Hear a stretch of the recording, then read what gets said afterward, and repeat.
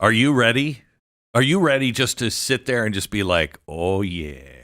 I mean, I think Donald Trump is becoming the greatest president to ever live. If this stuff happens, I may put him up there with Lincoln and wow. Yeah. Yeah. Well, he's trying to do a lot. If he can accomplish this, it's a heavy lift. Yeah, heavy lift. But oh my gosh, he speaks my language every night. I'm like, honey, can you leave us alone? I'm just reading the news of his latest proposal. I need some alone time right now. It is Ramaswamy and Elon Musk. Okay. This is his latest. Let me see if I can give the actual release first of what he said. Oh, it's just it is so sweet. So he comes out and he says, look, what we're going to have is this Department of Government Efficiency. You know that Musk was involved, DOGE. And he says it's going to run until their duty will be over by July 4th, 26, which is the 250th anniversary of America. So we got a lot of work to do until then, but we're going to give back to America the government, give it back to the people. And so what they're talking about doing is finding all of the ways to cut waste. And Ramaswamy has come up with this great idea of how to fire people. Okay, we know the problem is that you just can't fire people because they're gonna take you to court every step of the way. Everybody's gonna say, you only fired me because I was black or white or whatever I am. I'm handicapped or not handicapped, and you can't fire me. That's all that's gonna happen. Then they're gonna go to court and say, the president cannot fire all of these people. We're still going to have that one. But how does the Supreme Court rule that the executive is not in charge of all of his employees? Because the executive branch is in charge of the cabinet and all of the cabinet positions and all of the agencies under those cabinet positions. Typically how organizations work. Correct. That's why I'm so nice to you. Wait, what? You have this, this power over my job, so I have to, be incredibly nice to you all the time. Right. Mm-hmm. So everybody, if you're running a company and you need to reduce the size of the company, you will have companies. They will just cut whole divisions because they don't want any of the lawsuits. It has to be random, and it has to be everybody, right? So what Ramaswamy has come up with, and he says this is only a thought exercise, but I think it's brilliant. What he's come up with is we're going to reduce the government by half, and here's what we're going to do.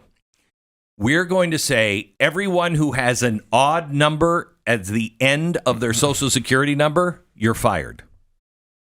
Now it's just random. Now, this is not the people that are elected, okay? So if you're elected into that office, right, you're not fired. Mm-hmm. But everybody else, because we're reducing the size of the government by half.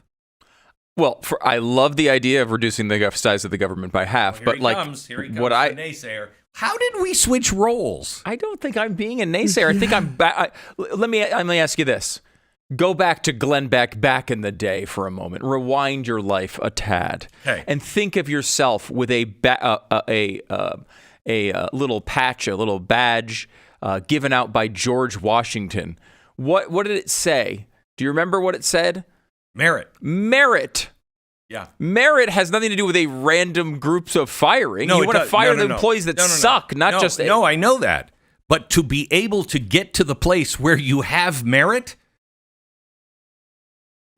you have to reduce the size of the government first. You have have bloodletting right, that have to happen, okay? You have to cut it by half. You do. Now, there might be some really good people that we lose. Might be. Probably will be. Oh, well. Yeah, and then you cut it another by half again by saying everyone whose social security number starts with an even number, you're gone. And so you've cut the government by 75%. We can work out. You don't think the people that remain are going to be focused on doing a good job? Yeah, I mean, I would like. I think though there is just structural limitations that need to occur, right? Like you're going to need to fire people that are actually pretty good employees. I mean, because of the size of the government and because of the bloat. You're going to. So you're going to need to do that. You could apply again. I just think I would like to lead with the crappy employees. So would I. But I want to. We have to. I mean, remember, this is exactly what Calvin Coolidge did. He cut the federal workforce by half. Mm-hmm. And then he cut taxes by half. And when he did that, we got the Roaring 20s. Can you imagine? Because he's also wanting to cut the federal regulations. Anything that hasn't passed by Congress. So all of these, the administrator will decide. All of those rules and regulations, gone. Gone. Do you realize how free this country will be all of a sudden overnight? I mean, hello, sexy. I mean, I'm sorry that I find this. I mean, this is conservative porn. This is what we've always wanted.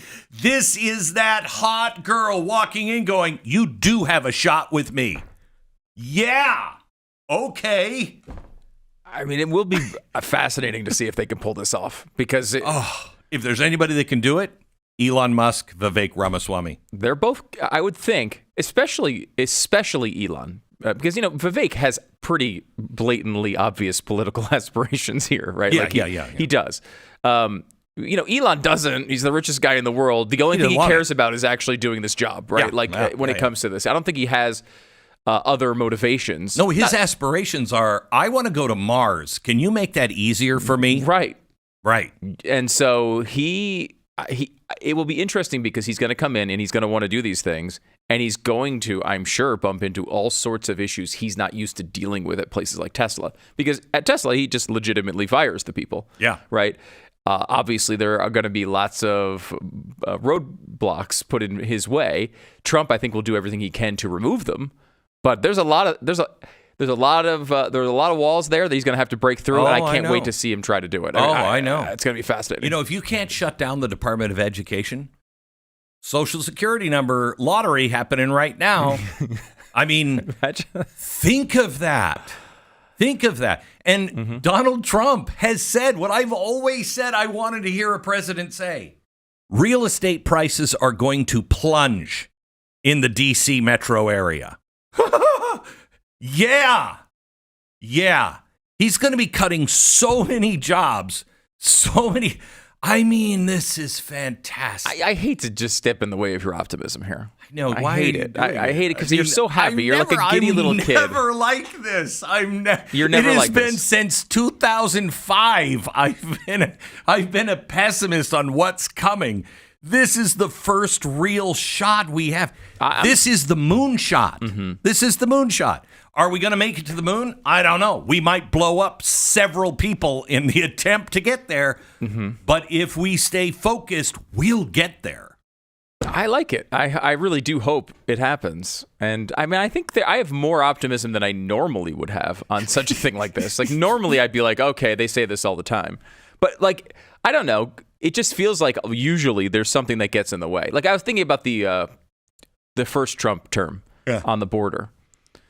The second, they came out with pretty tough border policies. Yeah. They said they were going to implement them. Yeah. About, I don't know, a couple of weeks into this, we started getting, families are being separated. And then they changed the policy. This is Trump. It was in the Trump era. This is not like some other, Mitch McConnell and this, mysterious Mitch McConnell presidency. This was Donald Trump. And they backed off of it because of all the pressure. Do you think maybe because it's his second term, he's just like, screw this, I'm not dealing with that anymore? Oh, I think because he was in the first term, he didn't know what he didn't know. He didn't know who to trust. He also didn't know what was coming. He knows now what's coming. And he knows I can't trust any of these people. I'm not going to listen. I'm just going to do what I know is right. I'm going to hire the best people in each area, and then we're making a plan, and we're moving forward on day one. I love this Glenn Beck. This Glenn Beck is a very optimistic guy, and it's going to be so sad to watch you get crushed. It is going to be. Look, I know there's going to be. I'm sure there's going to be massive pushback. This is not going to be easy. No. But we at least have a guy who, look, it feels like everybody said when Ronald Reagan said, it's an evil empire and we need to start calling it by name. You can't defeat it unless you know what it is. That's an evil empire and we will defeat it. Okay? I, for one, at the time was like, okay, that's scary, but I love that. All right? Finally calling it by its name, calling it out and saying it's the end of that. Everybody fought against that. Even in his own administration, they were saying, don't say that anymore. Don't say that anymore. And he was just, I'm going to say it. It's because of that we defeated communism the first time. Okay? Because he just wouldn't stop. What do you think is going to stop Donald Trump? What do you think will stop Donald Trump at this time? What kind of mamby-pamby, wishy-washy, guys can wear skirt talk will stop Donald Trump from doing what he believes is right, other than the Constitution? So, to reverse this, if he fails, will you accuse him of wearing a mamby-pamby skirt? No. I didn't think so. No, I will say, no. I will say that here are the hurdles that we have to figure out how to get over. Yeah. Okay. They threw this in the way. Great. How do we get over? He's not going to stop. He's not going to stop. It feels that way. It does feel like he really. I mean, I think a lot of it has to do with what his priorities are. Hang on. Let me give you and let me tell you what I think happened to him over the summer. Okay. Why I say. He's on got this. Shot. Yeah, well, he got shot. But why? What did that do to him, and what else is playing a role? Okay, so Donald Trump was shot. He is the kind of guy that just keeps standing up. Okay, that's his natural tendency. Oh, you're going to hit me in the face? You're going to shoot me in the head? Really? I'm going to get back up and say, fight. I thought that was going a different direction there for a second. Holy crap. Right. So that was a long F into that fight right there. So he's the kind of guy that does that just naturally. Yeah. Okay. But he's also a guy who, and I've told you this before, he told me after he lost the last election, in the most humble of ways, he became very, very reflective. And I said, how you doing? And he said, I can't believe I've let all of these people who fought for me, I let them down. I lost the election. Remember I told you this? I let them down. I can't. Now we're reversing all of the things that we had made progress on. I can't live with that. So he also really cares about you, the people. He's the first politician that I've seen that I think actually thinks about you first. George Bush thought about the troops. That was on his mind all the time. But this one thinks about not only the troops, but you all the time. He is serving you. I truly believe that. Now, what else happened to him? He gets up. He says fight because that's who he is. Also, he wanted to see the crowd. You stood there if you were in Pennsylvania. You didn't run and hide. He knew he was part of a movement. He also knew this was a God thing. So the natural thing is, why was I saved? He has told me, and he has told others, that he knows he was saved for a reason. He believes that reason is to fix America. So now you have a much higher calling than I'm just me. I'm Donald Trump. I want to be whatever. Plus, he knows that the country is either sink or swim. We're at the end of the republic or at the beginning. Coincidentally, in this term is our 250th anniversary. It's not a coincidence that he has DOGE, the final day of their work, July 4th, 26. That's the date of the 250th anniversary. They're not going to gather information and then enact those things by July 4th, 26. He wants it all done by then. That's the right approach. It is. And he wants to hand America back to her people and her founding principles in a year and a half. That's right for the economy. That's right that he believes that's his mission. He believes that's his mission, honestly, from God. I really believe that. He believes this is a nation with a purpose, a higher purpose. He believes in our founding documents. He believes in you, the people. He is quite possibly the refounder I have looked for my whole life. And I can't believe it. I'm more amazed by your optimism generally than I am by even the giant aspirations here by the president.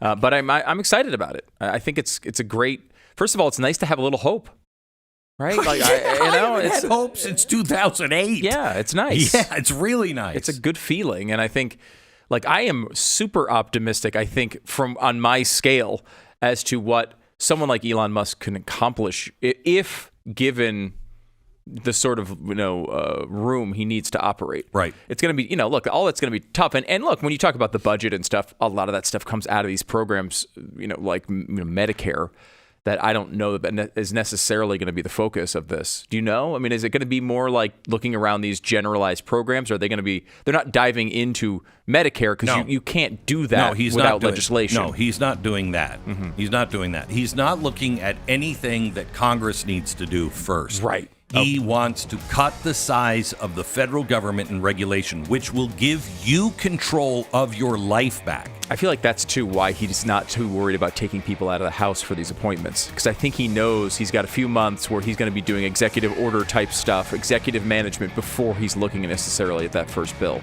He's got to be careful on that. Yep. He needs to make sure that he keeps the House. But, this could turn the country around economically pretty quickly.